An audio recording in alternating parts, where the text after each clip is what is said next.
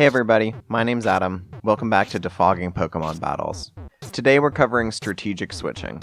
When you're playing through a Pokemon game on story mode, it's actually pretty rare to see the opponent switch Pokemon unless one of their Pokemon faints. Most Pokemon games are also default set to a mode called Shift. This setting makes the game easier for you as the player because every time the opponent's Pokemon faints, you will be told the Pokemon your opponent is about to send out and get the chance to switch preemptively. Most competitive battles are actually done in set mode. The only difference between set mode and shift mode is that in set mode, you will not get the extra opportunity to switch Pokemon when an opponent's Pokemon faints. Most Pokemon games let you switch between these modes in the options menu. In general, trainers that you encounter in the game will also switch very rarely, if at all. The competitive scene could not be more different in this regard. People switch all the time. Like in most battles, there's a switch happening at least every 3 or 4 turns.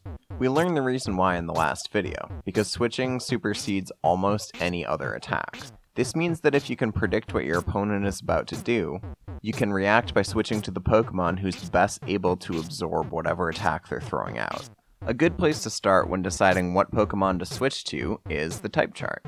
In addition to attacks being super effective and not very effective, there are also some types that take absolutely no damage from attacks by another type.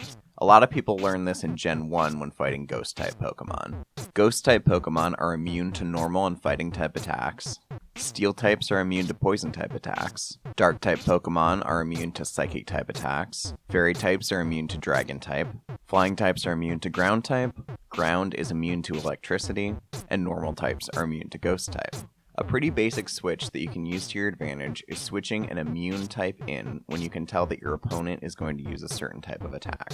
We'll go into more detail about how to predict what kind of attack your opponent might use in a future video, but 2 good factors to start off with are stab and what I would call persistence. Since your opponent is going to be trying to deal as much damage as possible, a good indicator for what type of attack they're going to use is what type the opponent's Pokemon is. If you have a flying type Pokemon out and your opponent sends out an electric type Pokemon, there's a good chance that they're thinking about using an electric type move on you. In this case, switching to a ground-type Pokemon to absorb the damage can help you more effectively react. When I say persistence, I'm talking about people's tendency to use the same attack over and over again. There are a lot of Pokemon builds out there that emphasize using one attack over and over again to deal lots of damage. If you see a normal-type Pokemon on the field with a high attack, chances are it's going to tend to use one highly damaging normal-type move over and over again to try to sweep through your team. If you see a Tauros and it's just continuing to use Return or Body Slam, switching to a Ghost-type Pokemon could help you absorb that damage and regain some momentum.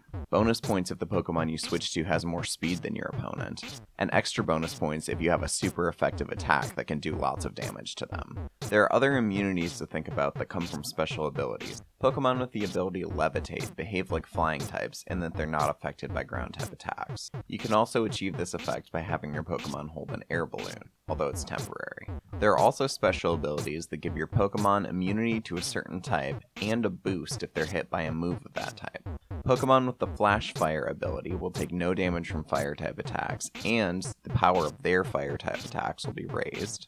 Pokemon with the Lightning Rod ability will be immune to Electric-type attacks and get a bonus on their special attack if they're hit by one. Pokemon with the Motor Drive ability will gain speed when hit by electric attacks, in addition to taking no damage. Sap Sipper will make your Pokemon immune to Grass-type attacks and raise their attack if they're hit by one. Storm Drain will make your Pokemon immune to Water-type attacks, in addition to raising their special attack if they're hit by one. Dry Skin and Water Absorb also make your Pokemon immune to Water-type attacks, and will let them recover HP if they're hit by them. And Volt Absorb works the same way except for Electric-type attacks. We've also got the ability Wonder Guard, which is exclusive to Shedinja and makes it immune to a bunch of different types of attacks. And we've got the abilities Soundproof and Bulletproof, which makes certain Pokemon immune to certain specific attacks. Effectively using some of these abilities that grant you type immunity can give you a huge advantage over your opponent. Say I've got a Water Ground type Pokemon that I really like in my party. I know that they're going to be vulnerable to Grass-type attacks, and that I can expect some from my opponent, so maybe I keep a Pokemon with the ability Sap Sipper in my party as well. This means that when I see a grass-type attack coming, I can be ready to switch into my Sap Sipper, who will receive an attack boost and be able to start sweeping. So now we've gone over Pokemon who take no damage from certain attacks.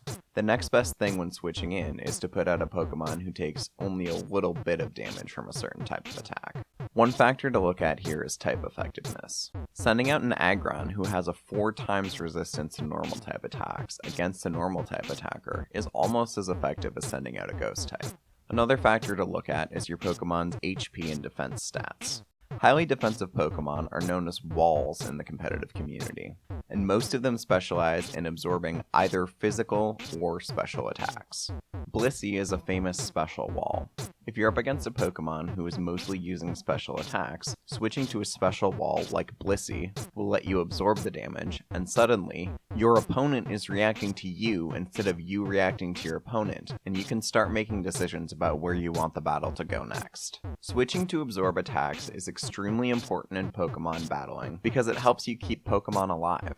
Having more Pokemon available in your party gives you more options to react to whatever your opponent might throw at you next. So if switching is beneficial, what's to keep me from doing it all the time? We'll start to answer that question in the next video, where we'll talk about hazards and why Stealth Rocks changed everything.